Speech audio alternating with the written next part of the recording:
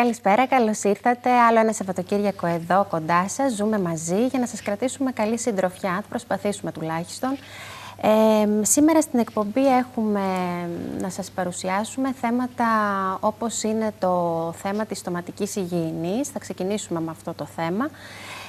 Στη συνέχεια θα έχουμε κοντά μας εδώ εκπροσώπους από το Σωματείο, το Φιλοζωικό της Κοζάνης, το Αγγίζο, που θα μας μιλήσουν και για το Πασχαλινό Μπαζάρ που θα κάνουν εν ώψη του Πάσχα, που είναι πολύ ενδιαφέρον, και γενικότερα για τις δράσεις τους και το τι ετοιμάζουν. Θα έχουμε μια τηλεφωνική επικοινωνία με την υπεύθυνη δημοσίων σχέσεων της ΕΡΤ, που θα μας μιλήσει για τη Eurovision, για φέτος, δηλαδή για την φετινή αποστολή την ελληνική εκεί. Στο Μάλε, νομίζω, της Σουηδίας γίνεται φέτος ο διαγωνισμός. Και θα μας πει τι κλίμα επικρατεί για τη φετινή μας επιλογή τραγουδιού, ελληνική τέλος πάντων συμμετοχή. Και φυσικά θα έχουμε, σήμερα είχαμε σκοπό να έχουμε κοντά μας και τις Λαζαρίνες, εδώ ζωντανά, της Ιαννής, αλλά λόγω του ότι έχει προκύψει κάτι έτσι δυσάρεστο, κάτι πολύ δυσάρεστο, θα παίξουμε ένα βιντεάκι που μας έχουν φέρει. Θα σας πω στη συνέχεια λεπτομέρειες. Λοιπόν, να ξεκινήσουμε με τον Αλέξανδρο τον Καρατάσο, τον χειρουργό οδοντίατρο που έχουμε σήμερα κοντά μας. Καλησπέρα, Αλέξανδρε, καλώς ήρθες. Καλησπέρα, Μιχαήλα. Καλώς σας βρίσκω. Χαιρόμαστε που είσαι εδώ, γιατί ξέρουμε ότι τα λες πάρα πολύ ωραία και απλά και κατανοητά, και αυτό θέλει ο κόσμος, όχι ορολογίες και ξέρεις βαρύγδουπα πράγματα. Να πούμε λίγο εισαγωγικά κάποια πράγματα για το πώς πρέπει να φροντίζουμε τα δόντια μας, όχι μόνο τα δόντια μας, γενικά τη στοματική υγιεινή, τι μπορούμε να κάνουμε στο σπίτι και τι πρέπει να κάνουμε και πόσο συχνά θα πρέπει να επισκεπτόμαστε τον οδοντίατρό μας. Ναι, μάλιστα. Καταρχάς, το στοματικό μας σύστημα αποτελείται από τα δόντια, από τη γλώσσα, από τα ούλα. Είναι μια γενικότερη οντότητα. Δεν πρέπει να ασχολούμαστε μόνο με τα δόντια. Τώρα, το παιδάκι που γεννιέται και μετά τους πρώτους μήνες της ζωής του βγαίνουν τα παιδικά του δόντια, είναι αυτό που λέμε η παιδική νεογυλή οδοντοφυΐα. Αρχίζει να υπόκειται και αυτό να βομβαρδίζεται σε εισαγωγικά από τα πρώτα βακτήρια των τροφών, από τα μικρόβια του σάλιου και ούτω καθεξής. Μπορούν δηλαδή από μια πολύ μικρή ηλικία μηνών, 4-6, που βγαίνουν τα πρώτα δοντάκια, οι γονείς, οι μαμάδες, να αρχίζουν σιγά σιγά να βάζουν στην κουλτούρα του μωρού ότι είναι απαραίτητη και η καθαριότητα του στόματός του. Όπως είναι η καθαριότητα του υπόλοιπου σώματος. Δεν είναι το παιδάκι. Δεν ξεκινάμε αμέσως, ας πούμε, με οδοντόβουρτσες, οδοντόκρεμες κτλ. Παράδειγμα, μπορούμε με μια γαζούλα, με το δάχτυλο της μαμάς, σιγά σιγά να περνάμε τις επιφάνειες των δοντιών, σαν ένα καθαρισματάκι, ας το πούμε, μετά από κάποια γεύματα. Αυτό μπορεί να γίνει από τους πρώτους μήνες της ζωής, από το πρώτο εξάμηνο. Υπάρχουν και κάτι άλλα σιλικόνης, ναι, σαν πουρτσάκι. Μπράβο, είναι κάτι σαν γαντάκια πολλούνται στα φαρμακεία, τα οποία ουσιαστικά καθαρίζουμε την επιφάνεια αδρά, ας το πούμε, όχι με πολύ μεγάλη λεπτομέρεια. Απλά σιγά σιγά μπαίνει στην κουλτούρα του παιδιού ότι όπως κάνουμε μπάνιο το σώμα του, λούζουμε τα μαλάκια του κτλ., έτσι περνάμε και στο στόμα. Σιγά σιγά μετά το πρώτο έτος μπορούμε να του ξεκινήσουμε την πρώτη επαφή με την οδοντόβουρτσα.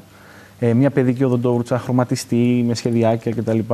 Είναι πιο μαλακές οι τριχούλες τα παιδάκια. Είναι πιο μικρές, είναι λίγο πιο μαλακές. Κυρίως ουσιαστικά το μεγάλο κέρδος εδώ είναι να αρχίσει σιγά σιγά το παιδί να εξοικειώνεται με την έννοια της οδοντόβουρτσας, να μην το βλέπει σαν κάτι ξερό, άψυχο πράγμα. Και πρέπει οι μαμάδες εκεί λίγο να επενδύσουν και να αφιερώσουν λίγο χρόνο. Είναι λίγο δύσκολο. Κατά κοινή ομολογία είναι δύσκολο. Πολλές μαμάδες, ας πούμε, μας λένε στα γιατρία: δεν μπορώ, βρε γιατρέ, δεν κάθεται, φοβάμαι μην καταπιεί την οδοντόκρεμα. Αυτό τώρα θα ρωτούσα. Πόσο νωρίς μπορούμε να δώσουμε? Κοιτάξτε, μπορούμε να ξεκινήσουμε χωρίς οδοντόκρεμα στην αρχή, μόνο με τη βουρτσούλα. Σιγά σιγά μπορούμε να βάλουμε μια πολύ πολύ μικρή ποσότητα. Όλο αυτό όμως γίνεται σταδιακά, σκαλοπάτι. Δηλαδή, να μην έρθει και στο παιδάκι απότομα. Δηλαδή, φανταστείτε ότι πρέπει να έρθει σε επαφή με κάτι εντελώς ξένο. Άρα πρέπει να πάμε πάρα πολύ σταδιακά. Εκεί πρέπει να του γίνει ένα μάθημα σε εισαγωγικά ότι το βράδυ πριν πάμε για ύπνο, μετά το μπάνιο, αφού πλύνουμε το σώμα μας, τα μαλλιά μας κτλ., κάνουμε και το στόμα μας. Επίσης, ένα πολύ σημαντικό είναι ότι πρέπει σιγά σιγά να καταλάβουν και οι γονείς, οι μαμάδες, οι μπαμπάδες, ότι η επαφή με τα γλυκά, με τα ζαχαρούχα γενικώς, πρέπει λίγο να καθυστερεί. Δηλαδή, τι εννοώ να καθυστερεί? Όσο πιο αργά ξεκινήσει το παιδάκι. Ναι, δηλαδή, αν αρχίσει και μάθει τις γεύσεις τις γλυκές από πολύ νωρίς. Μετά φανταστείτε ότι είναι μια συνήθεια που είναι δύσκολο να κοπεί. Και ειδικά όταν υπάρχει το κλάμα, υπάρχει αυτό το άγχος του παιδιού κτλ. Πολλοί γονείς σου λέει: δώσ' του τώρα μια καραμελίτσα να ησυχάσει, ας πούμε. Αυτό δυστυχώς δεν είναι καλό. Δεν είναι καλό γιατί το παιδί αρχίζει να μαθαίνει, είπαμε, να συνηθίζει τη γεύση και κυρίως αρχίζει να βομβαρδίζεται το στόμα από ζάχαρα και οξέα, που είναι στα γλυκίσματα, από μια ηλικία που είναι πάρα πολύ ευαίσθητη. Σε γενικές γραμμές, λοιπόν, οφείλουμε να πούμε ότι πρέπει να δείξουμε στα παιδάκια ότι υπάρχει η κουλτούρα της στοματικής υγιεινής. Όταν αρχίζει το παιδάκι τώρα και αφού έχει βγάλει όλα τα δόντια, έτσι, πόσα δοντάκια έχουν? Θα βγουν 20 νεογυλά δόντια, ναι. Τόσο έχει και ο Χρήστος. Τώρα, κάποια στιγμή αυτά αρχίζουν και πέφτουν, ναι. Έτσι, για να αρχίζουν βγουν τα άλλα να κουνιούνται δόντια, ώστε να βγουν τα μόνιμα δόντια. Σε εκείνη τη φάση που αλλάζουν τα παιδάκια τα δόντια τους, πρέπει να επισκέπτονται τον οδοντίατρο, γιατί είναι κάποιοι που τα βγάζουν μόνοι τους στο σπίτι, που κουνιέται το δοντάκι. Κοιτάξτε, το πιο συνηθισμένο είναι όντως το ένα δοντάκι αρχίζει να κουνιέται, να χαλαρώνει η στήριξή του γύρω από τα ούλα, απορροφούνται οι παιδικές ρίζες, μένει χωρίς στήριξη, ταυτόχρονα σπρώχνει το μόνιμο δόντι από μέσα και σιγά σιγά παίρνει τη θέση του στον οδοντικό φραγμό που λέμε. Αυτό είναι μια πολύ φυσιολογικότατη διαδικασία που γίνεται χιλιάδες χρόνια, οπότε δεν υπάρχει πρόβλημα σε αυτό. Όμως τα τελευταία χρόνια, λιγάκι, ίσως με τη διατροφή που έχει αλλάξει, ίσως με τον τρόπο ζωής, κάποια δοντάκια παρατηρούμε ότι ενώ έχουν αρχίσει να κουνιούνται πάρα πολύ, δεν πέφτουν εύκολα από το στόμα και αρχίζουν να σκάνε τα μόνιμα δόντια. Αυτό πανικοβάλλει κάποιους γονείς, που δεν θα έπρεπε να τους πανικοβάλλει. Εκεί θέλουμε μια επίσκεψη στον οδοντίατρο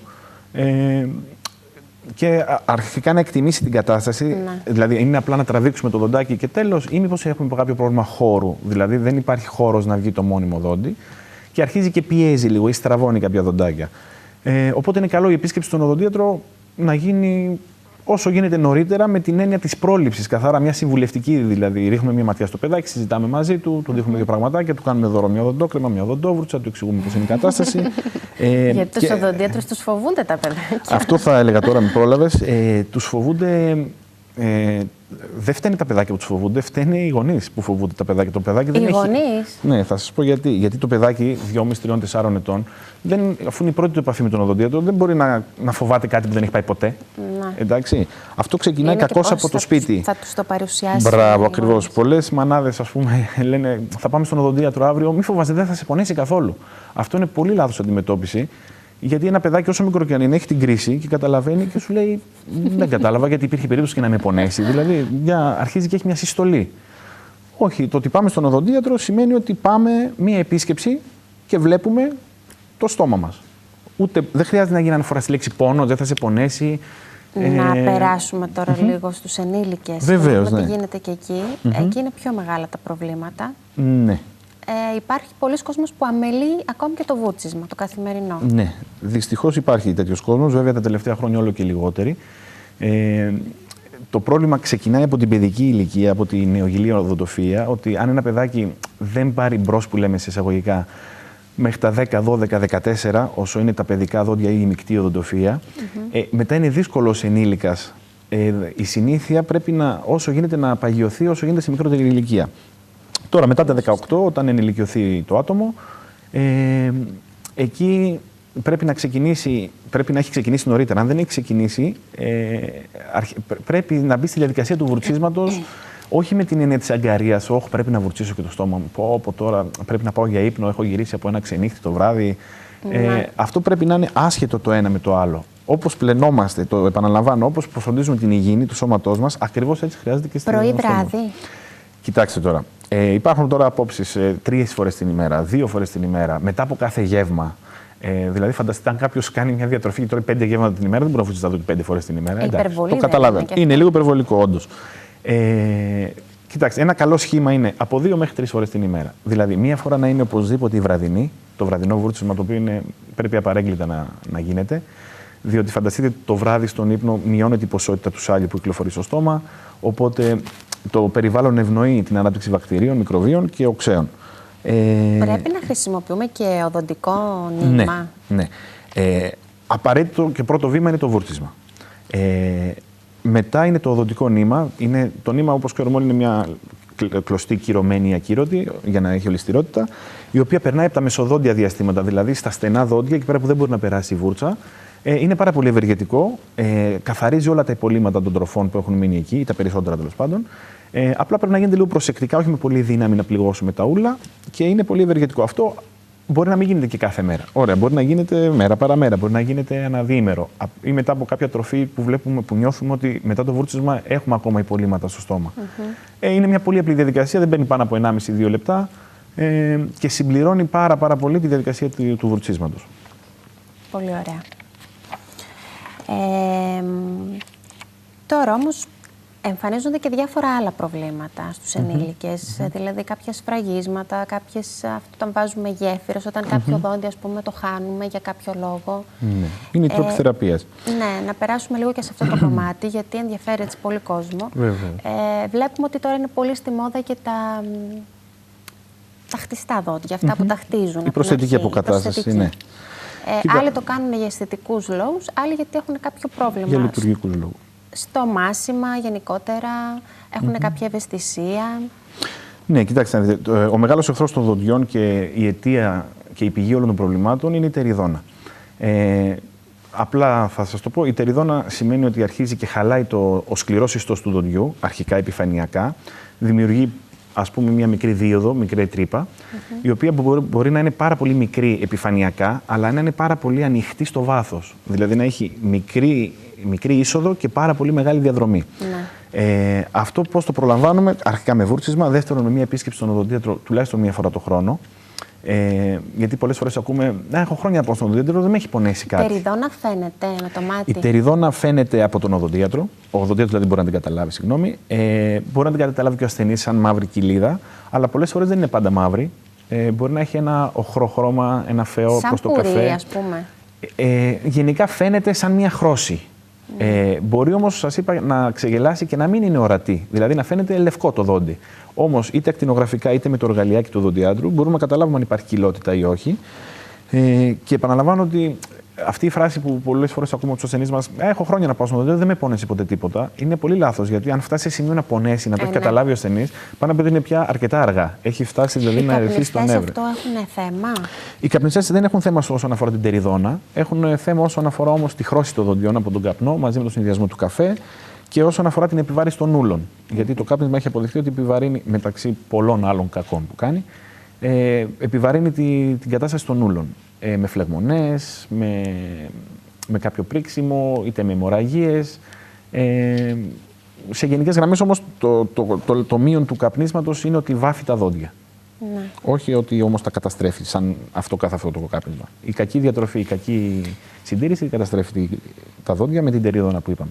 Αν φτάσουμε λοιπόν στην τεριδόνα, να τελειώσω, εκεί πρέπει να επέμβει πια ο οδοντίατρος, που μπορεί να γίνει ένα απλό σφράγισμα που λέμε, μια έμφραξη που λέμε εμείς οδοντίατροι, δηλαδή καθαρίζουμε όλο το τεριδονισμένο κομμάτι, γιατί η τεριδόνα αναπτύσσεται. Πώς το καθαρίζουμε? Τροχίζεται το δοντάκι με κάποιες ειδικές φρέζες, είναι αυτός ο τροχός που λέμε, το οποίο καθαρίζουμε όλη την περιοχή την τεριδονισμένη, φτάνουμε μέχρι το υγιές κομμάτι του δοντιού, λοιπόν το λευκό, και πάνω εκεί εφαρμόζουμε εμείς οι οδοντίατροι την έμφραξη, το σφράγισμα που λέμε, με μια διαδικασία. Είτε με λευκό σφράγισμα, είτε με μαύρο σφράγισμα, το οποίο βέβαια τείνει να καταργηθεί πια γιατί είναι λιγάκι απαρχαιωμένο. Και αποκαθίσταται ακριβώς το σχήμα του δοντιού, το μέγεθος, η χρήση του δοντιού, κυρίως το λειτουργικό κομμάτι. Αυτό γίνεται, δηλαδή αποκαθίσταται με ένα σφράγισμα? Αποκαθίσταται με ένα σφράγισμα σε μια απλή περίπτωση τεριδόνας. Πότε κάνουμε απονεύρωση? Όταν λοιπόν μια τεριδόνα έχει αφαιθεί μεγάλο χρονικό διάστημα και προχωράει προς τα κάτω, ας το πούμε, όσο γίνεται προς τη ρίζα του δοντιού. Γιατί φανταστείτε, η τεριδόνα προχωράει όσο βρίσκει να καταστρέψει. Άρα, όταν είναι σε πιο προχωρημένο. Σε πιο προχωρημένο στάδιο, όταν το έχει αφήσει ο ασθενής μας, δηλαδή βλέπει ή τον πονάει κάτι στο κρύο, ζεστό, αλλά το αφήνει. Εκεί πια η τεριδόνα έχει μια ολοταχή πορεία προς το νευρικό θάλαμο. Προς το μέρος που είναι το νεύρο του δοντιού που λέμε, που είναι προστατευμένο μεν, αλλά και αυτό υπόκειται σε πολιορκία που λέμε. Αν φτάσει λοιπόν στο νευρικό θάλαμο, εκεί πέρα ο πόνος αρχίζει και γίνεται πολύ πιο έντονος. Το δόντι πια δεν είναι λειτουργικό, δεν μπορούμε να μασίσουμε να φάμε. Εκεί πια πρέπει να καθαριστεί αυτός ο θάλαμος και να καθαριστεί και η ρίζα του δοντιού μέχρι μέσα. Είναι αυτό που λέμε εμείς οι οδοντίατροι ενδοδοντική θεραπεία. Δηλαδή, περνάμε και στο ορατό κομμάτι του δοντιού, αλλά και στη ρίζα, αυτό που είναι μέσα στο ούλο. Ολοκληρώνεται σε 2-3 ραντεβού. Το δόντι είναι πάλι λειτουργικό, είναι πάλι στη θέση του. Αν κάνουμε μία απονεύρωση έτσι, υπάρχει περίπτωση να ξαναπαρουσιαστεί πρόβλημα σε αυτό το δόντι ή αποκαθίσταται? Ο κίνδυνος σε αυτό το δόντι ελαχιστοποιείται έως μηδενίζεται. αν γίνει σωστά η ενδοδοντική θεραπεία, η απονεύρωση που λέμε, σωστός καθαρισμός, σωστή απολύμανση του χώρου, σωστή έμφραξη του χώρου, αποκατάσταση του δοντιού στη μασιτική του επιφάνεια, το δόντι είναι λειτουργικό και είναι στη θέση του. Υπάρχει ένα πολύ μικρό όμως, ένα μικρό ποσοστό, μπράβο, που επειδή το απονευρωμένο δόντι αδυνατίζει, δεν είναι τόσο γερό, ας το πούμε, υπάρχει μια περίπτωση να υπάρχει κάποιο κάταγμα μελλοντικά. Δηλαδή να σπάσει ένα κομματάκι του δοντιού, γιατί δεν τρέφεται, είναι απονευρωμένο, όπως λέμε. Δεν τρέφεται ούτε με αίμα ούτε με νεύρωση. Εκεί είναι καλό λοιπόν να γίνει αυτό που είπαμε πριν, η προσθετική αποκατάσταση. Εκεί το δόντι μπαίνει μια θήκη, μια στεφάνη επάνω του, πορσελάνης, η οποία αγκαλιάζει όλο το δόντι, η οποία πια ανθίσταται σε όλες τις πιέσεις και προστατεύει το δόντι. Μεγάλο κομμάτι και αυτό τώρα με την προσθετική δοντιών. Είχαμε κάνει κιόλας, νομίζω, στις αρχές της εκπομπής που είχες έρθει, είχαμε κάνει ένα τέτοιο θέμα και είχαμε και φωτογραφικό υλικό που βλέπαμε, ας πούμε, το πριν και το μετά. Και εκεί είναι πάρα πολλά οι απορίες, γιατί υπάρχουν διάφορα υλικά που χρησιμοποιούνται. Πορσελάνη. Ναι, υπάρχουν η πορσελάνη και τα ολοκεραμικά συστήματα. Είναι τα κεραμικά υλικά, λοιπόν. Η πορσελάνη λέγεται κεραμικό υλικό. Το πιο ανθεκτικό είναι η πορσελάνη. Κοιτάξτε να δείτε. Το θέμα της αντοχής πια έχει λυθεί. Όποιο υλικό και να χρησιμοποιήσουμε είναι πιστοποιημένα και από αντοχή είναι ελεγμένα. Η κλασική είναι η μέταλλο πορσελάνη, ένα συνδυασμός μετάλλου εσωτερικά και επένδυσης πορσελάνης απ' έξω για αισθητικούς λόγους. Υπάρχουν τα όλοκεραμικά συστήματα που είναι μόνο με πορσελάνη.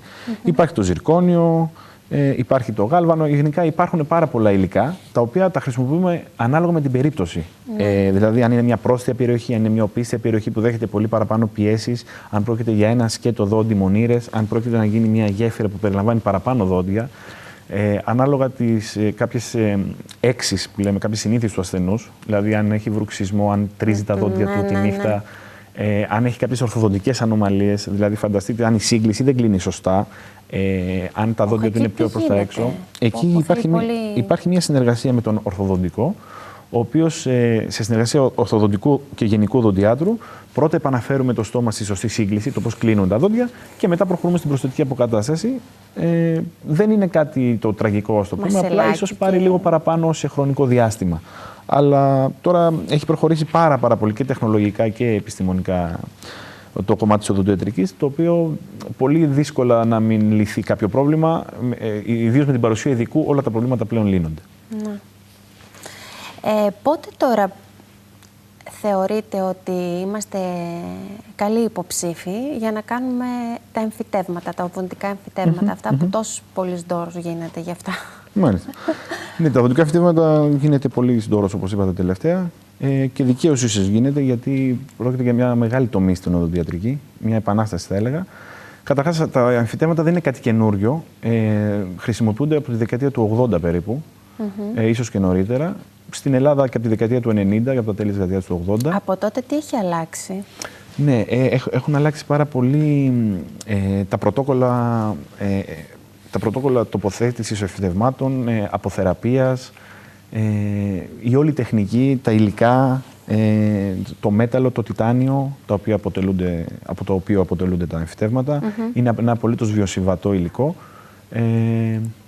Ουσιαστικά τα εμφυτεύματα, η μεγάλη τους επανάσταση είναι ότι αντικαθιστούν όχι μόνο το δόντι που μας λείπει, αντικαθιστούν τη ρίζα του δοντιού που έχει χαθεί, και πάνω σε αυτή τη ρίζα που παίζει το ρόλο του εμφυτεύματος, εκεί βιδώνουμε εισαγωγικά το πρόσθετο δόντι.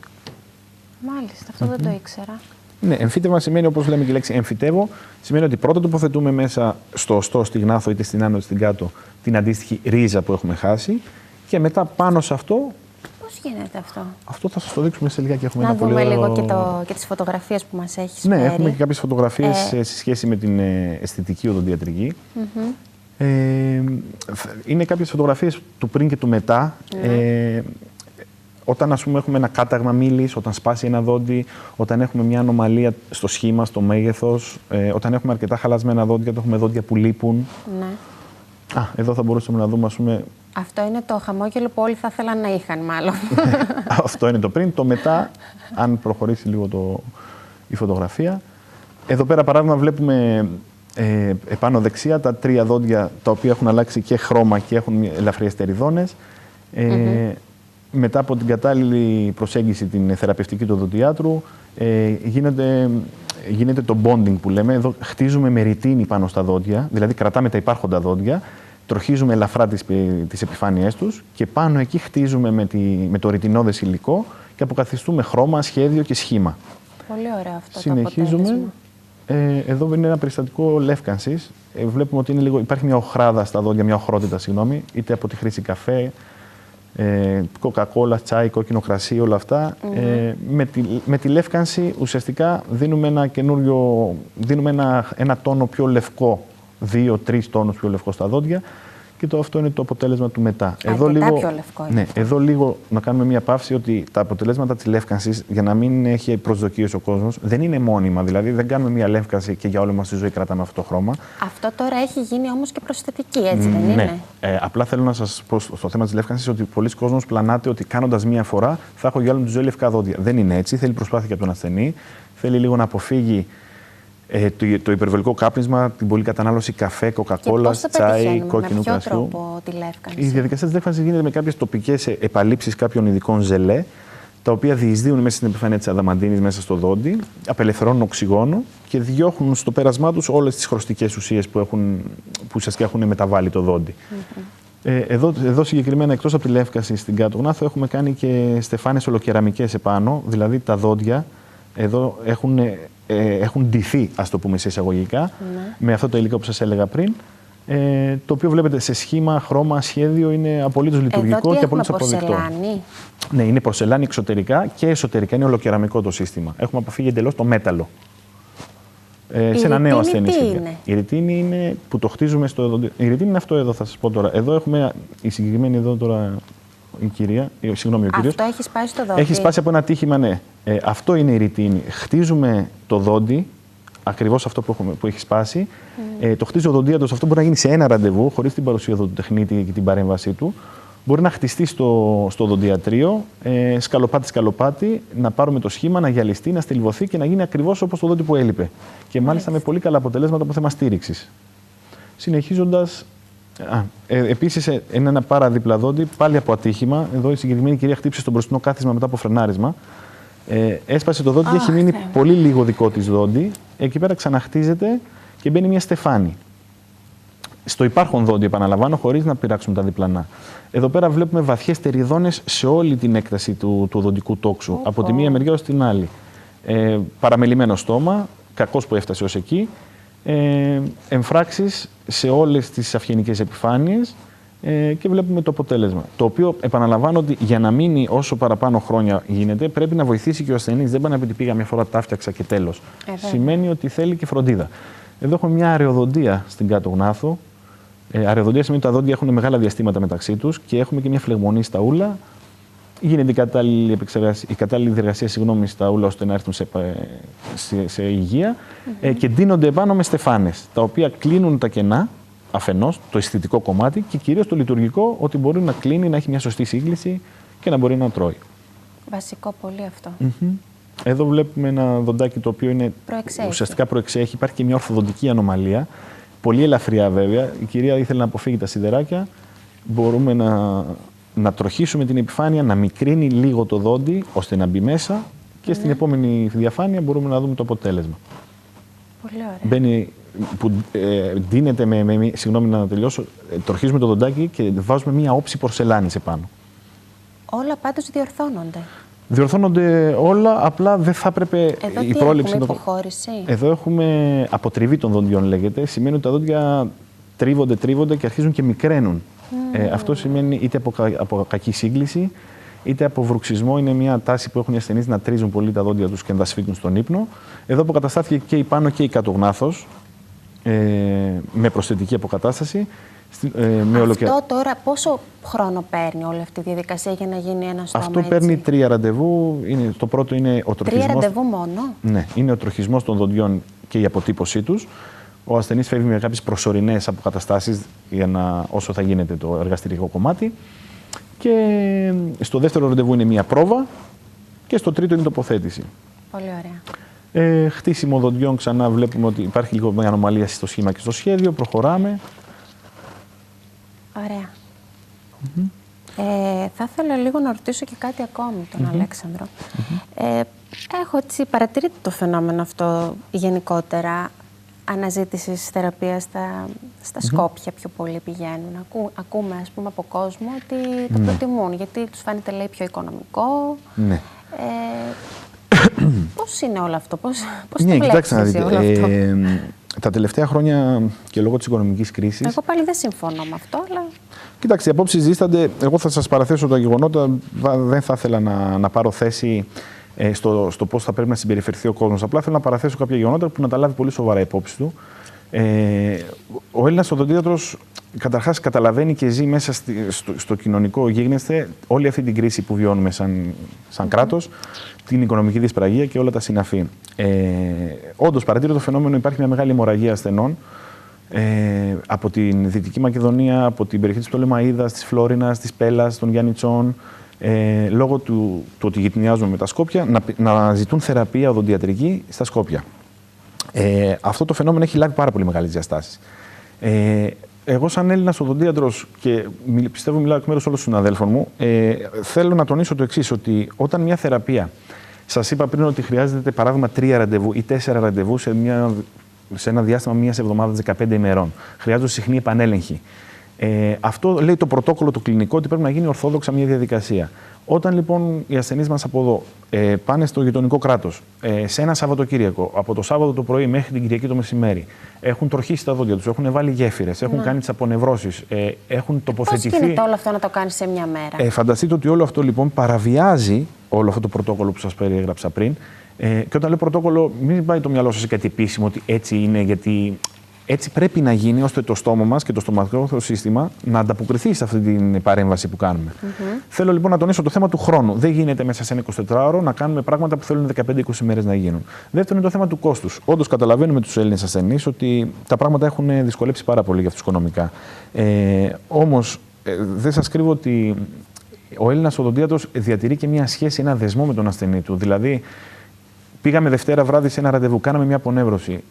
Την Τρίτη νιώσαμε κάτι, ένα πόνο, ένα πάγωμα, κάτι έσπασε, κάτι έφυγε. Έχουμε το θάρρος, παίρνουμε ένα τηλέφωνο, μας παίρνουν μάλλον μια στιγμή ένα τηλέφωνο. Πόσο, υπάρχει μια προσωπική σχέση δηλαδή με τον ασθενή. Εκεί πέρα αυτό δεν υπάρχει. Και ακολουθούνται και οι συνθήκες αποστήρωσης και όλα αυτά τα μέτρα? Κοιτάξτε να δείτε τώρα. Γενικά τα τελευταία χρόνια πάλι έχουν παρατηρηθεί κάποια κρούσματα. Αυτό που σας λέω ήταν βάσει των στοιχείων από κέντρα υγείας και από επιδημιολογικές μελέτες. Έχουν αυξηθεί στις περιοχές τις ελληνικές που επισκέπτονται το γειτονικό κράτος, κρούσματα υπατήτηδας, μεταδιδόμενων νοσημάτων, σεξουαλικώς μεταδιδομένων νοσημάτων, ασθένειες που τις είχαμε νικήσει, ας πούμε, χρόνια, όπως φυματίωση και τέτοια πράγματα. Προσοχή. Θέλει πάρα πολύ μεγάλη προσοχή και θέλω να σας πω ότι όταν το κόστος για ένα προϊόν είναι α και το κόστος εκεί είναι 6 φορές πιο κάτω, φανταστείτε ότι ο λαός μας λέει ότι πληρώνεις, παίρνεις. Δεν θέλω σε καμία περίπτωση να κατηγορήσω εγώ συνάδελφους από τα Σκόπια ή από οποιοδήποτε άλλο κράτος, αλλά θέλω να σας πω ότι όταν αγοράζουμε κάτι ή όταν γενικά έχουμε ένα προϊόν, σε εισαγωγικά, το οποίο θα μείνει στο στόμα μας για πάντα, είναι κάτι που δεν είναι αναλώσιμο, δηλαδή το πήρα, δεν μου άρεσε, το πέταξα, δεν είναι ένα ρούχο που δεν μου βγήκε, είναι κάτι που θα μείνει μέσα μας για πάντα. Εκεί πρέπει να δώσουμε μεγάλη προσοχή και να τονίσω ότι αξίζει ίσως να δώσουμε κάτι παραπάνω, αλλά να είμαστε σίγουροι και να έχουμε και την ευκαιρία να πάμε να απευθυνθούμε στον οδοντίατρο. Να πούμε, έλα εδώ, ξέρεις αυτό που μου έκανες εκεί, νιώθω κάπως έτσι, θέλω λίγο να το διορθώσω. Να μην την πατήσουμε. Πολύ ωραία. Αλέξανδρε, να σε ευχαριστήσω. Ο Αλέξανδρος Καρατάς, χειρουργός οδοντίατρος, ήταν κοντά μας και μας έδωσε έτσι πολύ χρήσιμες πληροφορίες και για την στοματική υγιεινή και γενικότερα για τους τρόπους θεραπείας.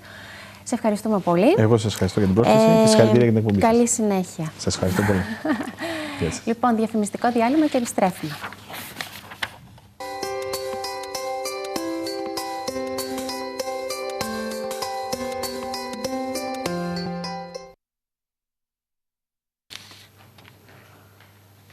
Εδώ είμαστε, επιστρέψαμε και όπως σας είπαμε και στην αρχή της εκπομπής, θα έχουμε τη χαρά να συνομιλήσουμε τηλεφωνικά με την κυρία Ευαγγελία Πισκερά, η οποία είναι υπεύθυνη δημοσίων σχέσεων της ΕΡΤ, και θα μιλήσουμε λίγο μαζί της για την φετινή συμμετοχή την ελληνική στη Eurovision, τη φετινή αποστολή, τη δική μας, και πώς είναι γενικότερα το κλίμα με το φετινό το τραγούδι.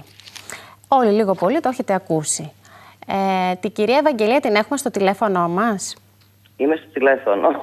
Καλησπέρα σας. Καλησπέρα σε εσάς και σε όλους τους φίλους σας που σας παρακολουθούν. Χαιρόμαστε πολύ που σας φιλοξενούμε τηλεφωνικά, έστω και τηλεφωνικά, εδώ στο Ζούμε Μαζί και να σας ευχαριστήσουμε και πολύ γι' αυτό. Ξέρουμε ότι έχετε έτσι πολύ φορτωμένο πρόγραμμα. Θα θέλαμε λίγο να μας πείτε έτσι, το κλίμα που επικρατεί για τη φετινή συμμετοχή την ελληνική και αν πιστεύετε ότι έχουμε κάνει φέτος την ανατροπή. Νομίζω ότι έχουμε κάνει φέτος την ανατροπή και την έχουμε κάνει φέτος την ανατροπή γιατί για πρώτη φορά από τα χρονικά της Eurovision θα ακουστεί ο Μπαγλαμάς. Είναι ένα όργανο που ξεκινάει από την αρχαία Ελλάδα. Έχουμε πάνω στο stage τον γνωστό ρεμπέτη Αγάθωνα Ιακωβίδη με τους Κοζαμόστρα. Γνωστό και μία εξαιρετέ εκπρόσωπο του ρεμπέτικου τραγουδιού. Έτσι πολύ είναι. Ωραία. Έχουν παντρέψει δύο διαφορετικά είδη, πάρα πολύ ωραία και πολύ έξυπνα νομίζω. Έχουν παντρέψει το ρεμπέτικο με ήχους βαλκανικούς, αλλά όπως αρέσει τον Αγάθωνα να λέει, είναι ελληνική ήχη. Έχουν μια πολύ έτσι ωραία ανταπόκριση και σε όλη την περιοδία που κάνανε στη Γερμανία, στην Ολλανδία, στο Βέλγιο. Όλοι οι Έλληνες, όλοι οι φίλοι μας εκεί, όπως μου αρέσει πάντα να λέω, τους αγκαλιάσανε με πολύ πολύ αγάπη.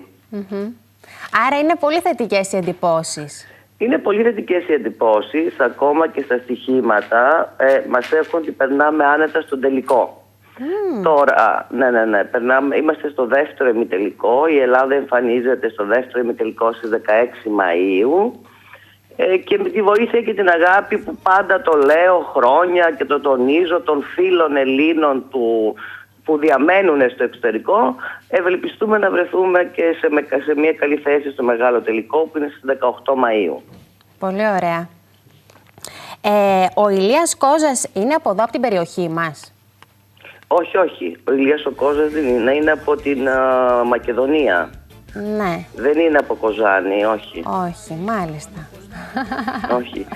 Το τραγούδι αναφέρεται βέβαια, έχει μέσα αναφέρει τα Γρεβενά το τραγούδι. Ναι, το Γρεβενά, την περιοχή. Ναι. Ναι, αλλά δεν είναι από εκεί, όχι, δεν είναι. Από ό,τι συζήτησα και εγώ μαζί τους, ο στιχουργός, ο κύριος Παχίδης το έβαλε. Δεν ξέρω αν έχει εκείνος κάποια σχέση με την περιοχή. Μάλλον, μπορεί να έχει επισκεφτεί τα Γρεβενά και να του έχουν αρέσει. Ναι, έτσι.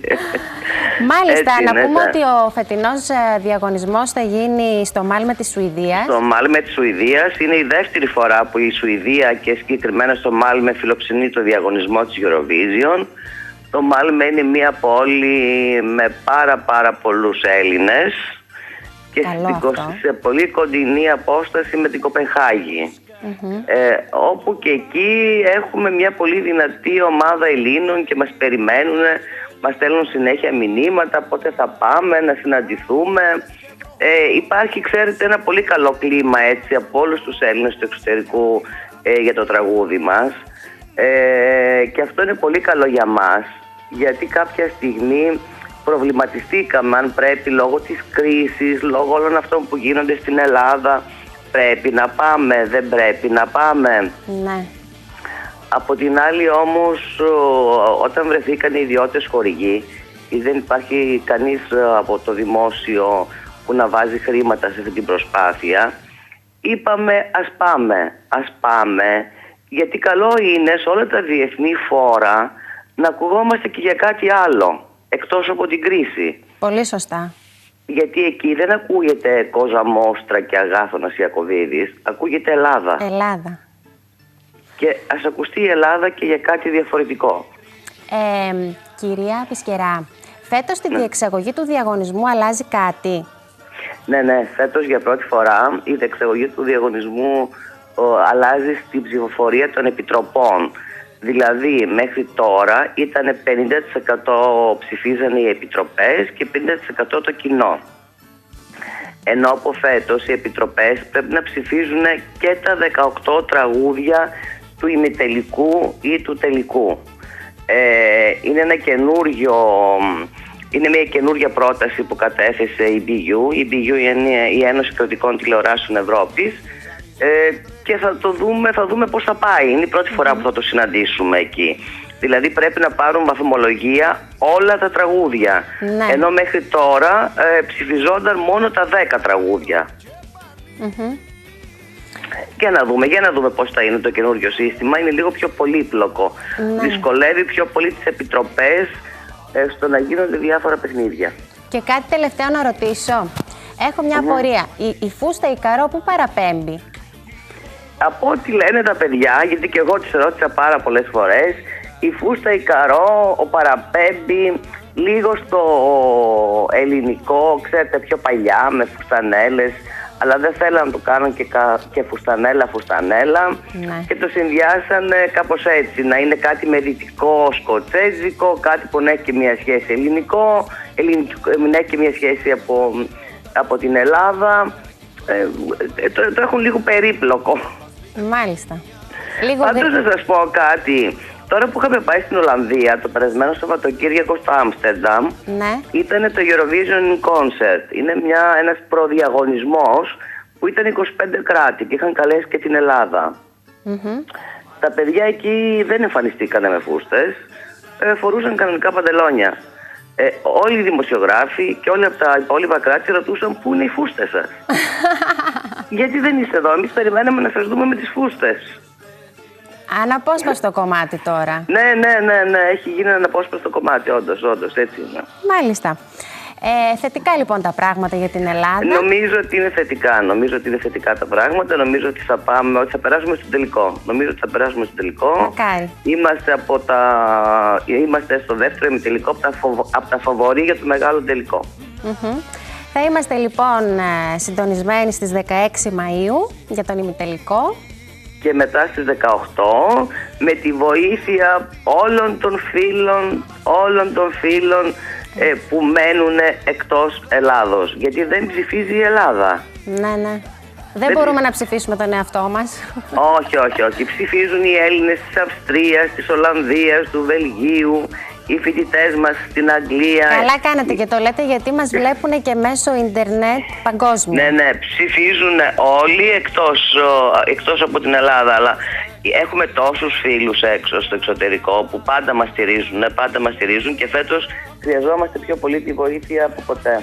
Ξέρετε κάτι, το φετινό τραγούδι είναι πρόταση. Πηγαίναμε με αγγλικό στίχο και πάντα μας λέγανε γιατί πάμε με αγγλικό στίχο. Ωραία λοιπόν, πάμε με ελληνικό στίχο. Αρέσει δεν αρέσει, είναι ένας ελληνικός στίχος. Αλλά και ένα πολύ σημαντικό που το λέω για δεύτερη φορά, είναι ο Μπαγλαμάς. Δεν έχει παίξει ποτέ Μπαγλαμάς στη σκηνή, στο stage της Eurovision όλα αυτά τα χρόνια. Είναι μια πρόταση λοιπόν, ας τη στηρίξουμε όλη αυτή την πρόταση και ας είμαστε κοντά για να ψηφίσουμε στις 16 και στις 18 Μαΐου.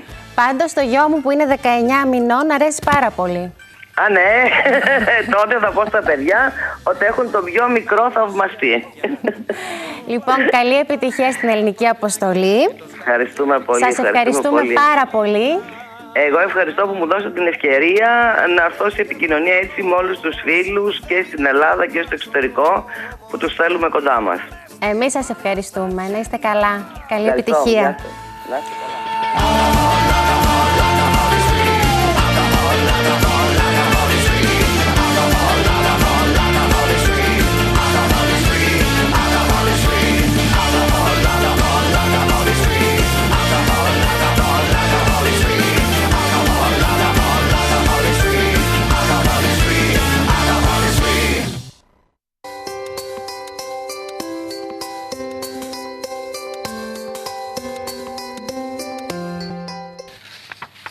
Λοιπόν, εδώ είμαστε. Επιστρέψαμε με Αγγίζο, φιλοζωικό σωματείο Κοζάνης, μη κερδοσκοπικού χαρακτήρα σωματείο. Θα τα μάθουμε τώρα, θα μας τα πούνε καλύτερα εδώ τα μέλη που έχουμε κοντά μας, του Διοικητικού Συμβουλίου.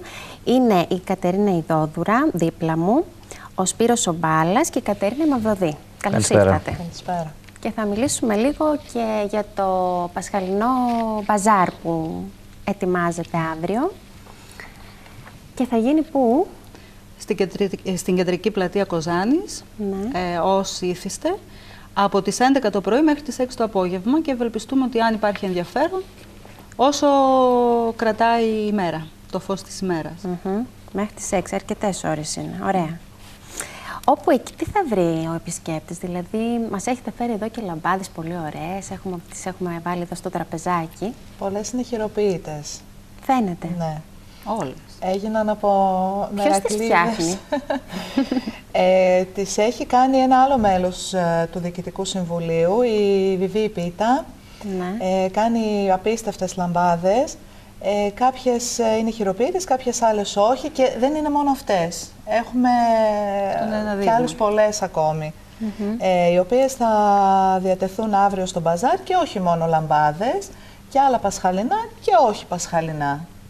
Πολλά πράγματα θα βρουν οι φίλοι που θα έρθουν καλαθάκια, αύριο. Διακοσμητικά, έτσι, προτάσεις δώρων, πολύ οικονομικά φυσικά, για αγαπημένα πρόσωπα.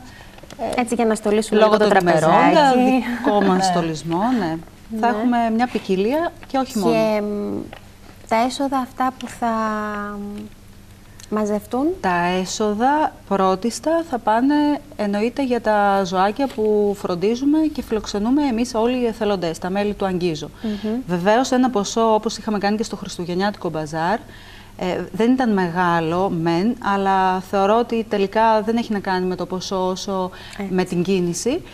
Διατέθηκε σε οικογένειες που έχουν βιοποριστικούς, έχουν πρόβλημα για την επιβίωσή τους. Προσπαθούμε εθελοντικά πάντα να προσφέρουμε στον γύρο μας. Είτε αυτό είναι τετράποδο, είτε είναι δίποδο. Πολύ σωστά. Ό,τι μπορούμε να κάνουμε. Να πούμε λίγο, θα μας τα πει καλύτερα ο κύριος Σπύρος Μπάλας, νομίζω. Έτσι νιώθω ότι εσείς θα μας τα πείτε αυτά. Λίγο για το πώς, ποια είναι η κύρια δράση του Σωματείου. Να πούμε ότι είναι αυτοχρηματοδοτούμενο. Έτσι, ναι, από δεν το είναι μη 2011. κυβερνητική οργάνωση. Δεν είναι μη κυβερνητική οργάνωση. Μόνοι μας όλα τα μέλη με το οικογενειακό μας εισόδημα, κάποιο μερίδιο από αυτό, το καταβάλουμε καθημερινά, μηνιαίως, ετησίως, για να μπορούμε να βοηθήσουμε κάποια ζώα και όχι μόνο, κάποιες φορές και ανθρώπους. Το πιο δύσκολο κομμάτι είναι το χρηματικό, το οικονομικό. Γιατί όταν μια ομάδα αποτελείται από ανθρώπους που ειδικά σήμερα η κρίση δεν τους δίνει και πολλά περιθώρια να τους περισσέψουν χρήματα, έστω και για μια καλή δράση, έχουν πρόβλημα επιβίωσης. Φανταστείτε πόσο δύσκολο είναι να δίνουν χρήματα για τα ζώα και για ζώα τα οποία δεν τους ανήκουν καν. Ανήκουν σε κάποιον συμπολίτη μας που επέλεξε πλέον να μην το έχει στο σπίτι του, δεν το ήθελε, που επέλεξε κάποιος να το χτυπήσει με το αυτοκίνητο και το αφήσει στον δρόμο, κάποιος που επέλεξε να ρίξει μια φόλα να το θανατώσει. Είναι ένα μεγάλη γκάμα. Αυτό που λέτε, ότι μπορεί κάποιος να αφήσει το ζωάκι του, τέλος πάντων, γιατί δεν μπορεί πλέον να το συντηρεί, ότι για τον α ή β λόγο, παρατηρείται πάρα πολύ έντονα, δηλαδή εδώ στην περιοχή μας. Καθημερινά. Ναι. Δηλαδή το μεγάλο πρόβλημα των αδέσπων δεν δημιουργήθηκε ούτε από την πολιτεία, ούτε από τα φιλοζωικά. Από τους ίδιους τους πολίτες. Επιτοπλίστων, ας πούμε, οι πιο πολλοί πολίτες ή έχουν κάποια ανεπιθύμητη γέννα ενός τελικού σκύλου που κάνει κουταβάγια που δεν μπορούν να τα υποστηρίξουν είτε οικονομικά είτε στο χώρο, ικανοποιούν συνήθως τις ανάγκες των παιδιών τους, των μικρών, να τους πάρουν ένα σκυλάκι, το οποίο ακόμα δεν έχουν τη δυνατότητα να τον φροντίζουν μόνα τους. Με αποτέλεσμα το σκυλάκι αυτό μεγαλώσει, πλέον δεν είναι ένα παιχνίδι και δεν εξυπηρετεί στο παιχνίδι του παιδιού. Με αποτέλεσμα οι γονείς και το παιδί να μην δίνουν σημασία, να ανοίγουν την πόρτα της αυλής να φεύγει, να το χτυπάει αυτοκίνητο, να δηλητηριάζεται, σε άλλες περιπτώσεις να πυροβολείται και έχει και πολλά ακόμα, μέχρι και βασανιστήρια. Έχουμε καταγγελίες για βασανιστήρια. Αυτό είναι πάρα πολύ άσχημο. Εντάξει, αν δεν το θέλεις, δώσ' το σε κάποιον που θα το αγαπάει. Η νομοθεσία είναι πάρα πολύ αυστηρή. Δηλαδή, σχεδόν ο νόμος προβλέπει τα ίδια πράγματα ό,τι γίνεται σε ανθρώπους και σε ζώα πλέον. Είναι πάρα πολύ αυστηρή. Μερικοί πολίτες έχουν νιώσει τον νόμο γιατί μας βρήκαν μπροστά τους. Και η αστυνομία και η δημοτική αστυνομία μας στηρίζει, ξέρει το έργο μας και όλες τις φορές χρειαστήκαμε να επέμβουμε και νομικά, ήταν στο πλάι μας και γίναν και καταγγελίες, ακόμα και κατασχέσεις ζώων. Και δεν ξέρω ποιος είναι το ζώο τελικά. Κάποιοι που δεν φροντίζαν όπως πρέπει τα ζώα τους, αναγκαστήκαμε να επέμβουμε με νομικές διαδικασίες και να πάρουμε τα ζώα αυτά υπό τη δικιά μας φροντίδα. Καταλαβαίνουμε λοιπόν ότι όλο αυτό είναι και οικονομικά σύμφωνο για μας. Ναι, βέβαια. Να ταΐζουμε, να ποτίζουμε, να τηλεφωνούμε, να περιθάλπουμε ιατρικά. Όλα αυτά τα ζωάκια, εσείς πού στεγάζονται όλα αυτά τα ζωάκια? Αυτά όλοι, είμαστε περίπου 138 μέλη. Δεν είμαστε όλοι ενεργά μέλη, αλλά τα πιο πολλά ζώα τα παίρνουμε ο καθένας στο σπίτι του. Δεν υπάρχει κάποιο μέρος. Φιλοξενία προσωρινή λέγεται αυτό. Ναι, φιλοξενία προσωρινή μέχρι να βρεθεί κάποιος να γίνει υιοθεσία. Και όχι μόνο από μέλη. Δηλαδή υπάρχουν και κάποιοι και φίλοι. Πολλοί φοιτητές που είναι πολύ θετικά προσκύμενοι στο θέμα, είναι πολύ φιλόζωοι, δεν έχουν όμως τις οικονομικές δυνατότητες. Με αποτέλεσμα να δίνουμε για φιλοξενία ζωάκια άρρωστα τα οποία θέλουν ιατροφαρμακευτική περίθαλψη, την οποία όμως παρέχουμε εμείς. Δηλαδή δεν επιβαρύνουμε οικονομικά αυτά τα άτομα. Γιατί είναι πάρα πολύ δύσκολο, ειδικά ένα ζώο τραυματισμένο ή άρρωστο, πρέπει να παρακολουθείτε. Οπότε είναι η καλύτερη λύση. Ακριβώς. Ακριβώς έτσι. Ναι. Και αυτό που ρωτήσατε προηγουμένως για το αν παρατηρείτε το φαινόμενο, τώρα το τελευταίο χρονικό διάστημα πάρα πολύ έντονα, λίγο αν περπατήσουμε και είμαστε λίγο πιο προσεκτικοί και προσέχουμε τα σκυλιά που κυκλοφορούν, πάρα πολλά έχουν περιλέμιο. Αυτά όλα διώχθηκαν από σπίτια. Ακριβώς. Όποιος δεν το θέλει το σκυλί του, για τον οποιοδήποτε λόγο, που για μένα η οικονομική κρίση δεν είναι αιτία, είναι αφορμή. Δεν χρειάζεται το σκυλί να το πάρεις ούτε την πιο ακριβή σκυλοτροφή, ούτε καν να του δώσεις κροκέτα αν δεν έχεις την οικονομική δυνατότητα. Θα φάει ό,τι φας εσύ και με τα πολύ ελάχιστα. Αλλά αν για τον οποιοδήποτε λόγο δεν το θέλει κάποιος, καλύτερα να πάρει τηλέφωνο το Φιλοζωικό Σωματείο, να πάρει το Δήμο τηλέφωνο. Θα προσπαθήσουμε να βρούμε μια άλλη οικογένεια. Και ο Δήμος συνεργάζεται σε αυτό το κομμάτι. Έχουμε άριστη συνεργασία με το Δήμο. Μας έχει ζητήσει να βοηθήσουν στο θέμα των υιοθεσιών, όπου έχουμε πάρα πολύ καλή δουλειά. Κάναμε τα τελευταία 2 χρόνια πάρα πολλές υιοθεσίες. 64 κάναμε το 2012. Βρήκαμε σπίτι για 64 περιπτώσεις. Το 2013... Το καλύτερο, ναι.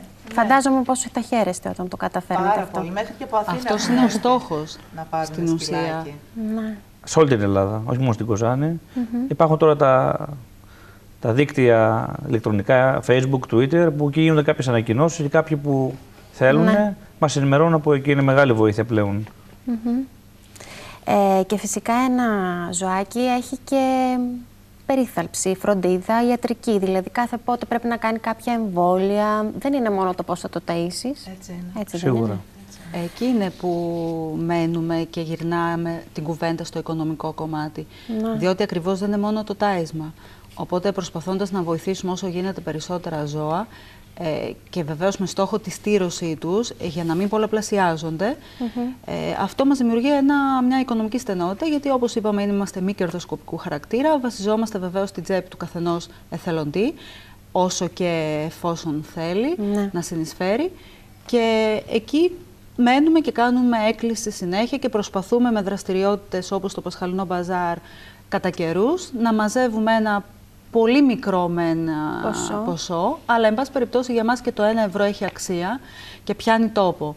Και βεβαίως αυτό που ζητάμε τόσο από τα μέλη μας, αυτά που δεν είναι τόσο ενεργά, που απλά έχουν εγγραφεί στο σωματείο, αλλά και γενικότερα από τους πολίτες που θέλουν και δεν έχουν μόνο απέτηση να πάψει το ζώο να βρίσκεται μπροστά στο δρόμο τους, να συνεισφέρουν με τον οποιονδήποτε τρόπο, έτσι ώστε και εμείς όσο μπορούμε περισσότερο και όσο το επιτρέπουν τα οικονομικά δηλαδή, να προβαίνουμε σε κάποιες ενέργειες προκειμένου να...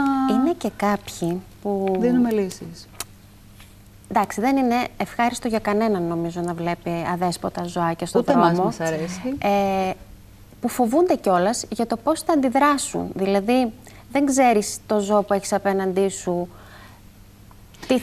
πώς θα αντιδράσει, πώς θα... επικρατεί μια άποψη, μια αντίληψη. Μάλλον να το πάρουμε αλλιώς. Υπάρχουν πράγματι άνθρωποι που έχουν φοβία. Αυτό είναι σεβαστό και εμείς προσωπικά και εγώ και όλα τα μέλη. Γιατί μπορεί να τους έχει συμβεί κάτι για οποιονδήποτε λόγο και κάτι να μην τους έχει συμβεί. Απλά γεννήθηκαν έτσι. Άνθρωποι, ισχύει αυτό, υπάρχει.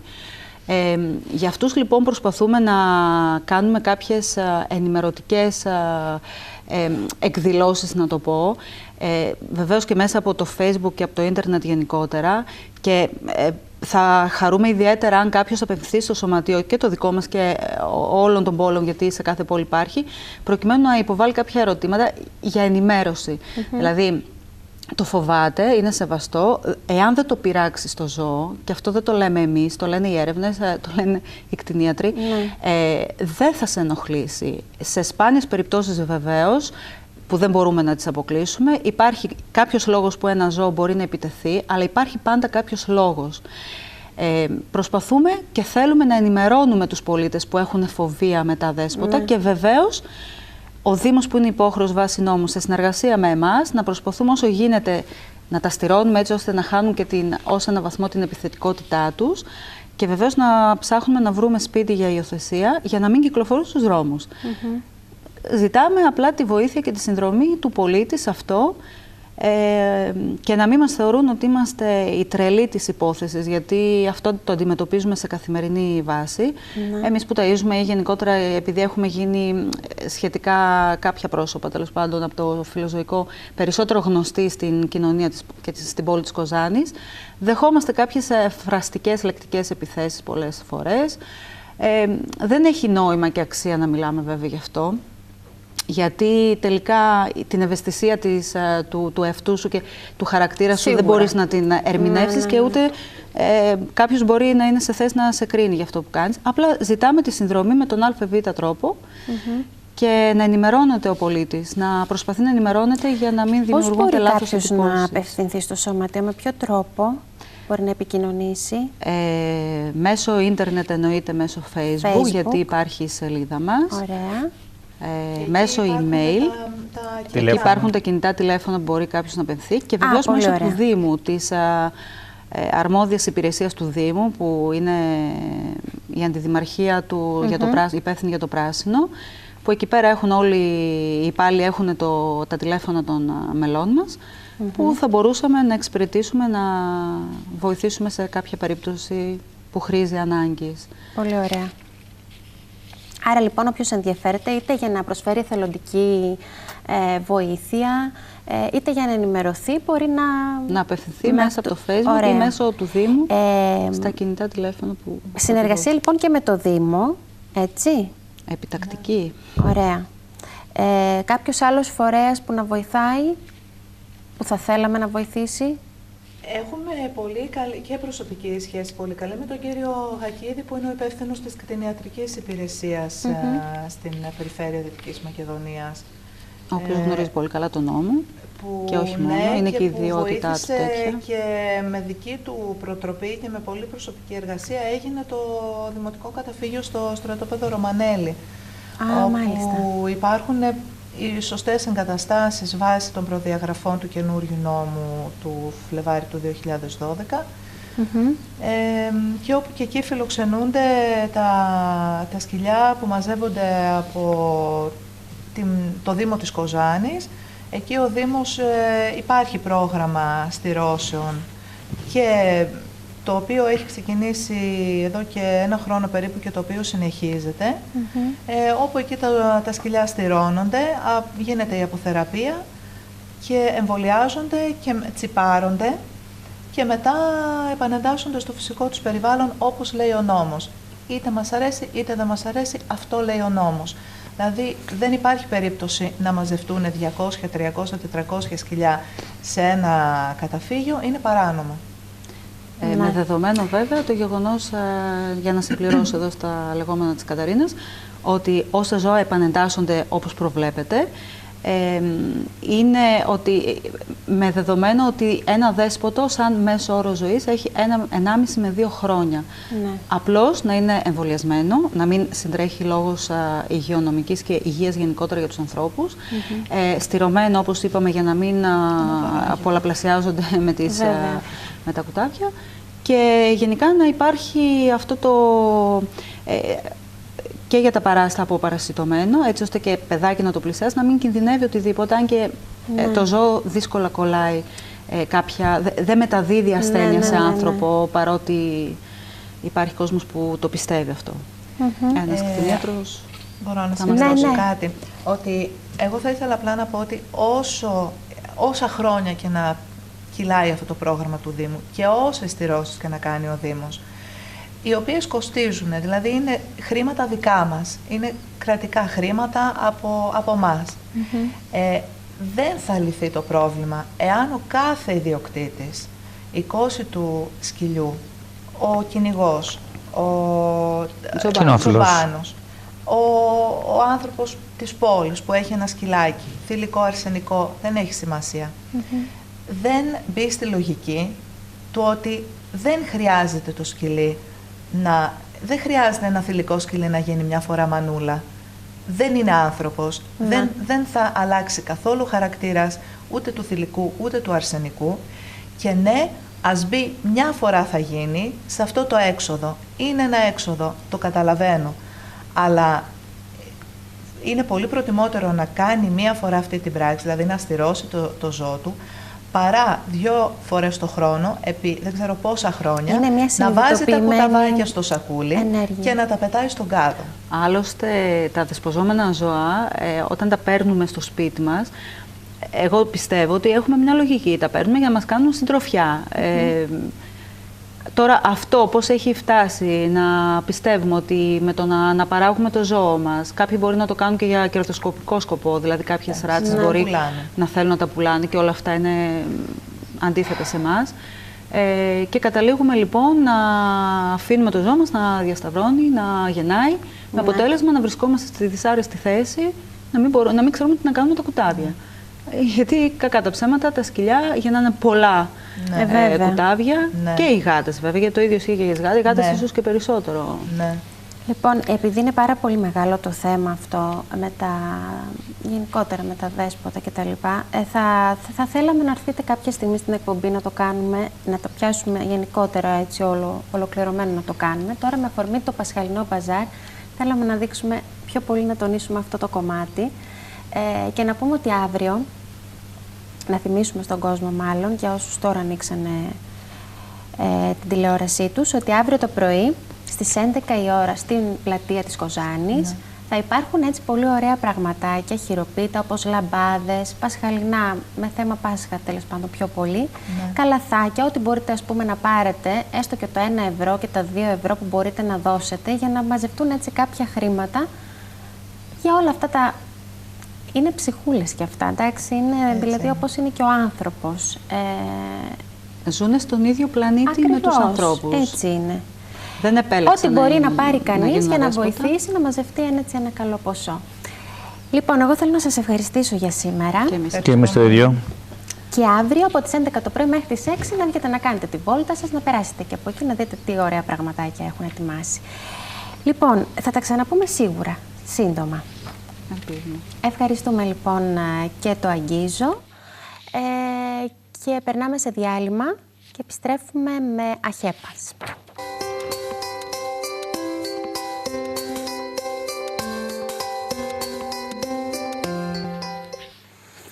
Λοιπόν, εδώ είμαστε και θα σας παρουσιάσουμε τώρα ένα θέμα το οποίο ίσως πολλοί κόσμος να μην το γνωρίζει. Πρόκειται για το τμήμα Ιωάννης Τράντας της ΑΧΕΠΑ Κοζάνης. Είναι μια οργάνωση, θα μάθουμε τι είναι ακριβώς, γιατί και εγώ δεν έχω καταλάβει ακριβώς τι είναι. Και για μια ημερίδα που γίνεται αύριο στην αίθουσα του Κοβενταρίου, το πρωί στις 10:30 με θέμα προπτυχιακές και μεταπτυχιακές σπουδές της ΙΠΑ. Έχουμε όμως εδώ κοντά μας τον πρόεδρο του τμήματος εδώ στην Κοζάνη, τον κύριο Ευάγγελο Καζάκο, ο οποίος θα μας μιλήσει γι' αυτό. Καλώς ήρθατε. Καλώς σας βρήκα. Το ΑΧΕΠΑ τι είναι, τι σημαίνει, είναι οργάνωση? Η οργάνωση ΑΧΕΠΑ είναι, καταρχήν το ΑΧΕΠΑ είναι ένα ακρονίμιο, αποτελείται από το American Hellenic Educational Progressive Association. Αυτό ξεκινάει από Αμερική? Ξεκινά από Αμερική πριν από περίπου 90 χρόνια. Είναι μια ομογενειακή οργάνωση, η οποία δημιουργήθηκε όταν 8 Έλληνες ομογενείς μετανάστες ενώθηκαν στην Ατλάντα σε μια πάρα πολύ δύσκολη εποχή για να αντιμετωπίσουν το ρατσισμό και την μυσαλλοδοξία που ανέκυπτε εκείνη την περίοδο στην αμερικανική κοινωνία με το μεγάλο κύμα μετανάστευσης που είχε προκύψει. Αυτή τη στιγμή η ΑΧΕΠ αποτελεί τη μεγαλύτερη οργάνωση, ομογενειακή οργάνωση των Ελλήνων στην Αμερική. Είναι μια ανεξάρτητη οργάνωση, η οποία έχει πλέον τμήματα σε όλο τον κόσμο. Υπάρχει το αντίστοιχο τμήμα της ΑΧΕΠΑ στην Αυστραλία, στον Καναδά και τελευταία να πλέον σας το πω τμήμα την της αλήθεια, Ευρώπης. εγώ το μυαλό μου πήγε, ξέρετε πού, ΑΧΕΠΑ. Ναι, έτσι είναι. Νοσοκομείο. Το νοσοκομείο ΑΧΕΠΑ δημιουργήθηκε από τις δωρεές της οργάνωσης ΑΧΕΠΑ, όπως μάλιστα. και το μεγαλύτερο τμήμα του Νοσοκομείου Ευαγγελισμού στην Αθήνα δημιουργήθηκε πάλι με την αρρωγή, την οικονομική των Ελλήνων ομογενών που ανήκαν στην οργάνωση της ΑΧΕΠΑ, οπότε τιμητικά ο τίτλος δόθηκε στο νοσοκομείο. Άρα έχουν κάποια σχέση αυτά τα δύο. Έχουν άμεση σχέση, βέβαια. Μάλιστα. Να πούμε λίγο με τι ασχολείται η οργάνωση, έτσι, και πώς λειτουργεί, για να βάλουμε και τον κόσμο λίγο μέσα στο κλίμα.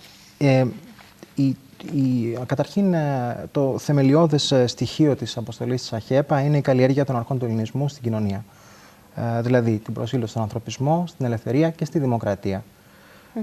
Αναπτύσσει πλέον διεθνή δράση. Το δίκτυό της απλώνεται, όπως σας είπα, και σε άλλες υπήρους και έχουμε μια έντονη... Υπάρχει επαφή ζήμωση με τις υπόλοιπες χώρες? Υπάρχει επαφή και αυτή φιλοδοξούμε στο μέλλον να γίνει ακόμη πιο στενή, γιατί φυσικά έτσι θα μπορέσουμε να έχουμε περισσότερα πλεονεκτήματα όσο αφορά τις τοπικές κοινωνίες. Έτσι. Τώρα, το έργο της οργάνωσης είναι αρκετά πλούσιο σε τομείς όπως είναι η φιλανθρωπία, όπως είναι η εκπαίδευση, όπως είναι η κοινωνική ευθύνη. Και όταν λέμε κοινωνική ευθύνη, τουλάχιστον όπως το αντιλαμβάνονται οι Αμερικανοί αυτό, εννοούμε βέβαια και αυτό που εμείς συνηθίζουμε να λέμε lobbying. Το ελληνικό lobby λοιπόν στην Αμερική σε κάποιο βαθμό αποτελείται και επηρεάζεται από τους ΑΧΕΠΑ. Όποιος θέλει μπορεί να έρθει να γίνει μέλος?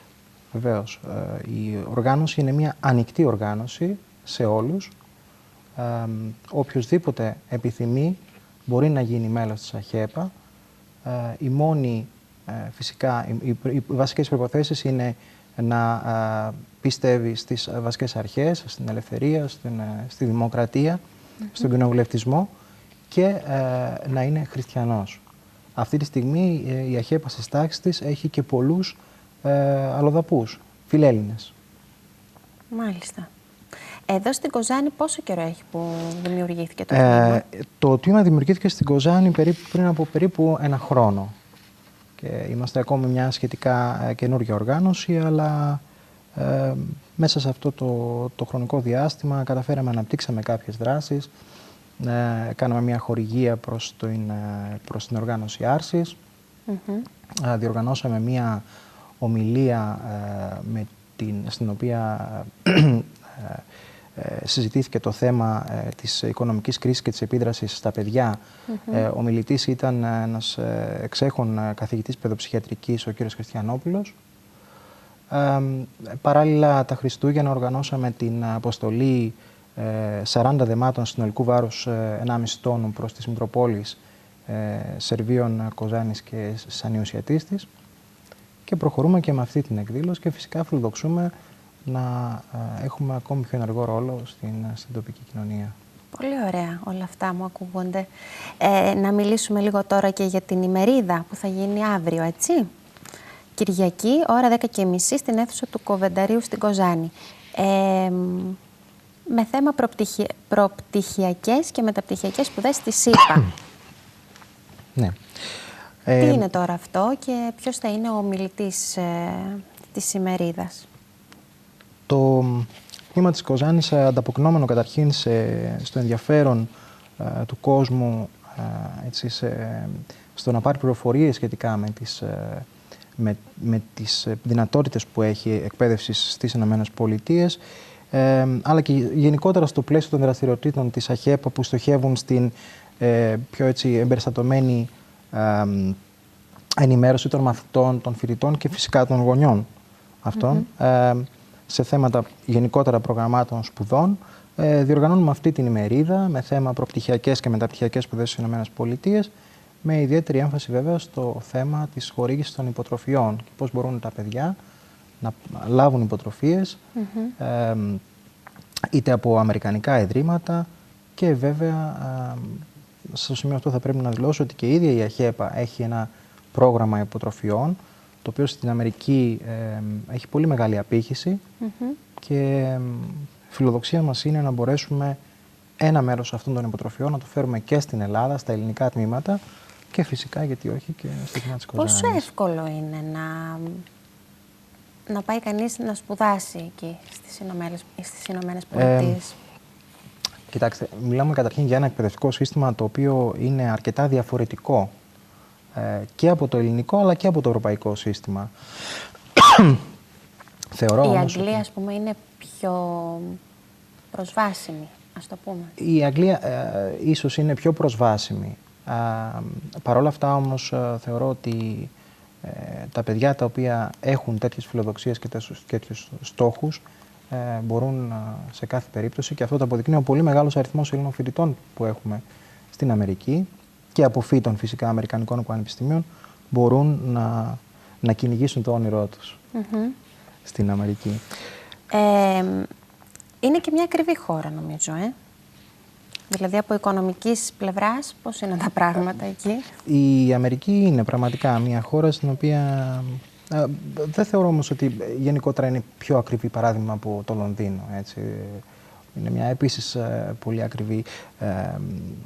πολύ ακριβή πόλη. Πιστεύω όμως ότι υπάρχουν οι τρόποι με την χορήγηση φοιτητικών δανείων, με τη δυνατότητα εξέβρεσης εργασίας, με ειδικά γραφεία τα οποία υπάρχουν μέσα στα πανεπιστήμια, τα οποία φροντίζουν έτσι ώστε οι φοιτητές να μπορούν να έχουν κάποια part-time εργασία και έτσι μπορούν να χρηματοδοτήσουν τις σπουδές τους.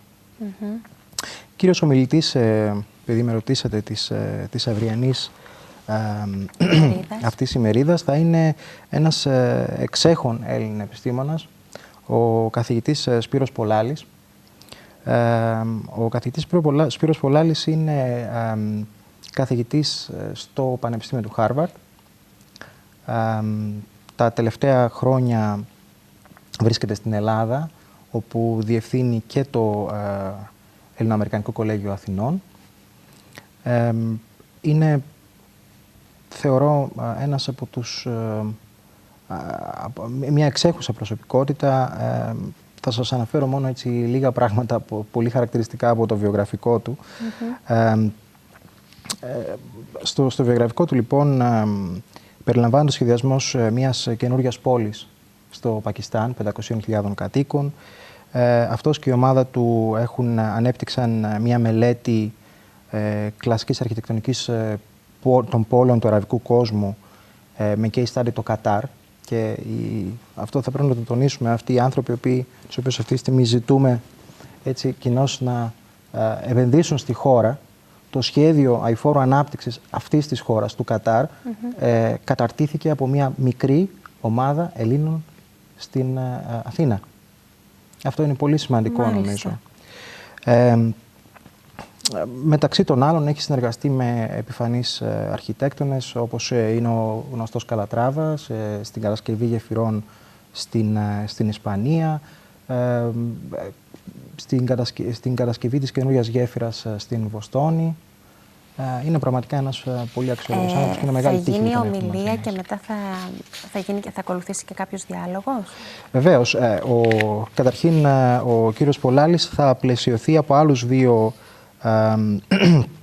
σημαντικούς ομιλητές, τον κύριο Καβάκα, ο οποίος είναι διευθυντής σπουδών στο Αμερικανικό Κολέγιο Θεσσαλονίκης, και τον κύριο Ντούτη, ο οποίος είναι σύμβουλος μορφωτικών υποθέσεων στο Ίδρυμα Fulbright. Το Ίδρυμα Fulbright είναι ο κύριος φορέας υποτροφιών για σπουδές στην Αμερική. Μάλιστα, ναι. Επομένως, προσπαθούμε να έχει... Ενδιαφέρει πολύ αυτό. Ενδιαφέρει πάρα πολύ, και φυσικά η ημερίδα φιλοδοξεί να έχει έναν καθαρά πρακτικό προσανατολισμό. Οι άνθρωποι που θα την παρακολουθήσουν θα πρέπει να λάβουν πολύτιμες πληροφορίες από αυτήν. Βέβαια. Πολύ ωραία. Είσοδος ελεύθερη, μπορεί όποιος θέλει να παρακολουθήσει. Η είσοδος είναι ελεύθερη. Θα πρέπει να τονίσουμε εδώ ότι η μερίδα αυτή συνδιοργανώνεται με το Γραφείο Δάστα του Πανεπιστημίου Δυτικής Μακεδονίας, με το ΤΕΙ Δυτικής Μακεδονίας, με τη Διεύθυνση Δευτεροβάθμιας Εκπαίδευσης και φυσικά βέβαια με το ίδιο το Ίδρυμα Fulbright, το οποίο θα μας παρέχει και τον κύριο μιλητή. Πολύ ωραία. Άρα λοιπόν αύριο το πρωί στις 10:30 μπορεί όποιος ενδιαφέρεται να ενημερωθεί για το θέμα αυτό. Μπορεί να παραβρεθεί στην αίθουσα του Κοβενταρίου στις 10:30 λοιπόν, ώρα έναρξης. Και πολύ ενδιαφέροντα νομίζω ότι είναι αυτά, γενικότερα και για υποψήφιους, ας πούμε, που ψάχνονται γενικότερα για σπουδές, αλλά και για γονείς. Βέβαια. Βέβαια.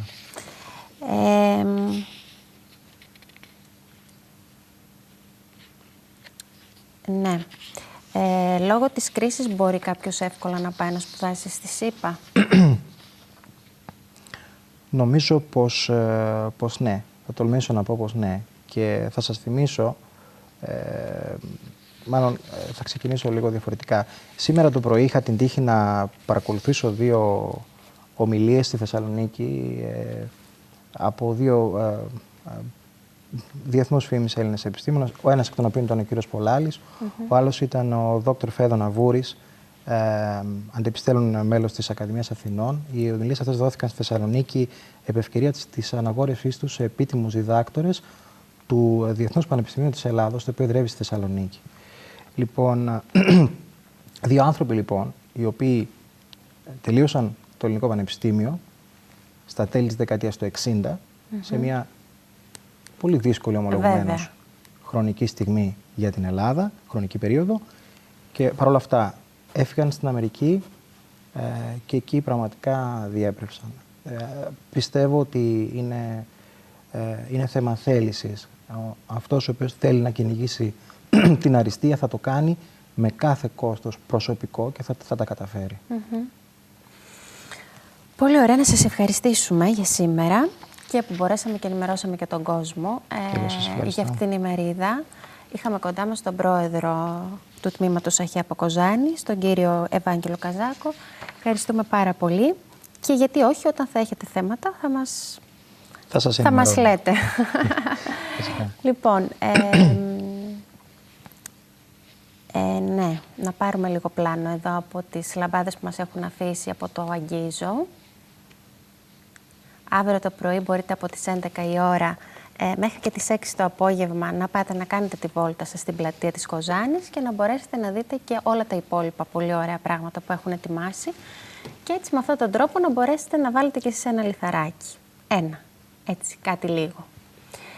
Και φυσικά θα πάρετε και τη λαμπάδα, το καλαθάκι, οτιδήποτε θα διαλέξετε. Σήμερα στην εκπομπή, όπως σας είπα και στην αρχή, είχαμε σκοπό να φιλοξενήσουμε εδώ ζωντανά τις Λαζαρίνες της Εανής. Όμως, είναι από αυτά τα πράγματα που δεν μπορούμε να τα προβλέψουμε. Μία Λαζαρίνα έφυγε ευνίδια σήμερα από τη ζωή και φυσικά οι υπόλοιπες Λαζαρίνες δεν θα μπορούσαν να είναι εδώ κοντά μας. Να ευχηθούμε συλληπιτήρια και εγώ προσωπικά αλλά και από όλο το σταθμό εδώ και έχουμε ετοιμάσει ένα βιντεάκι έτσι λοιπόν να παίξουμε για τις Λαζαρίνες. Να πούμε ότι είναι ένα έθιμο το οποίο αναβιώνει εδώ και πάρα πολλά χρόνια και στα τριγύρω χωριά, όχι μόνο και στην Εανή, και έχει συνδεθεί με την αναγέννηση της φύσης. Δεν θα πω περισσότερα, θα σας αποχαιρετήσουμε με αυτό το βιντεάκι σήμερα και ραντεβού και πάλι τιμή σε ένα και αν στη Λαζαρίνα που έφυγε και την αγάπη μας και στην οικογένεια και σε όλους. Πάμε να δούμε Λαζαρίνες.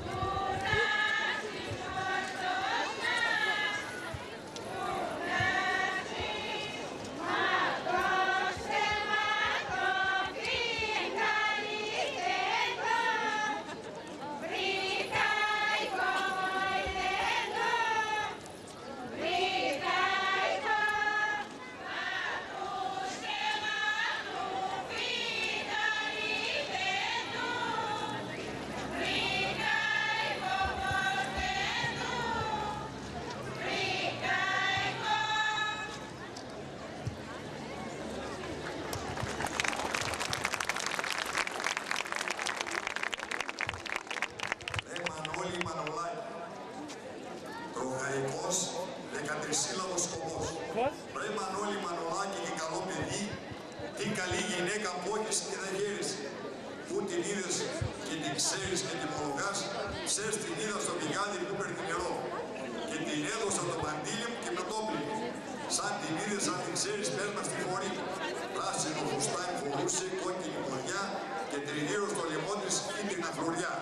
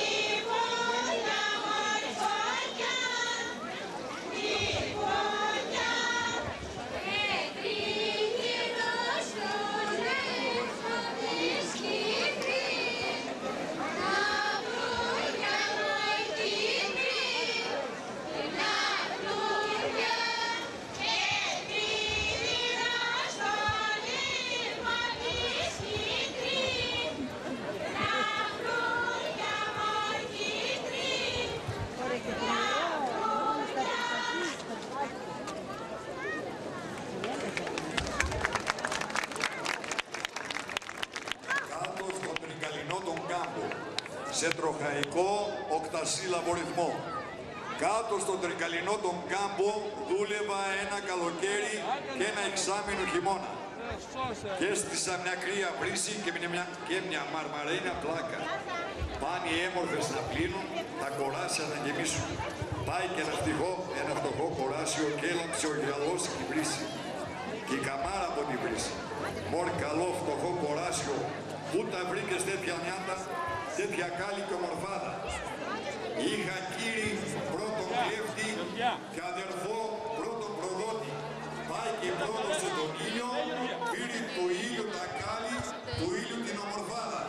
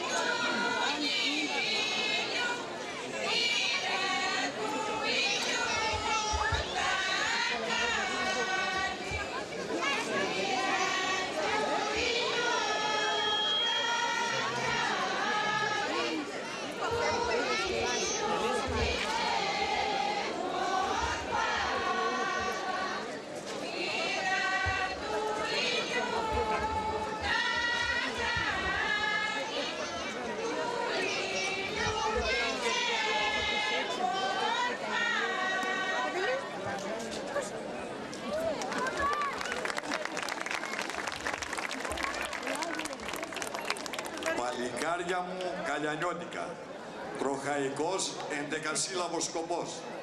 Παλικάρια μου μορκαλιανιώτικα, τι αγναντεύεται τριούρου στο χορό των καγγελστών. Ημένα η μάνα με έχει μοναχιά και ακριβούτσικια. Και μου πάντρεψε μέσα στη φραγκιά. Φράγκον μέδωση, φράγκσα πυθυρά. Φράγκον πυθυρών. Τα αντραδέρφια μου, μορταξιπόλητα, ταξιζώνατα, πήγαν, τάζουσα και τα πόδισα. Ή ταξιπόλητα ή ταξιζώνατα, πήγαν, τάζουσα και τα πόδισα.